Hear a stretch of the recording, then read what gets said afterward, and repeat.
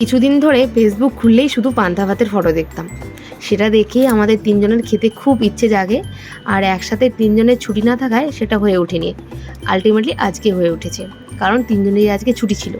পান্তা ভাত খেতে কার কার ভালো লাগে কমেন্ট করে জানাবে কিন্তু। আমার দারুণ লাগে খেতে। আমি বাড়ি গেলেই না পান্তা ভাত খাই। এর আগে ছুটিতে যখন বাড়ি গিয়েছিলাম তখন তো অসুস্থ হয়ে পড়েছিলাম, তাই আর খেতে পারিনি। তার আগের বার গিয়ে খেয়েছিলাম। থেকে দইটা বের করে নিয়ে এসেছিলাম এমনি খাওয়ার জন্য, কিন্তু ঠান্ডা জলটা দেখতে পেয়ে মনে হলো একটু দই শরবত বানিয়ে খাই। খুব ভালো হয়েছিল খেতে। তারপরে এই তরমুজটা নিয়ে এসেছিলাম, আর তরমুজটা এত মিষ্টি ছিল আর পুরো লালও ছিল। খেতে খুব টেস্টি ছিল। এতদিন এত তরমুজ কিনে খেয়েছি, কিন্তু এটার মধ্যে একটাও টেস্টি ছিল না। কারণ এটা খুব শেষ পর্যন্ত মিষ্টি। বেলকনিতে বসে বসে তিনজন মিলে তরমুজটা খেয়ে তারপরে পড়তে বসে গেছি।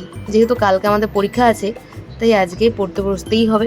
তাই বাধ্য হয়ে পড়তে বসে গেছি। যদিও খুব একটা পড়াশোনা করি না, কিন্তু পরীক্ষার চাপে পড়তে হয় আর কি। এভাবে দিনটি কাটলো।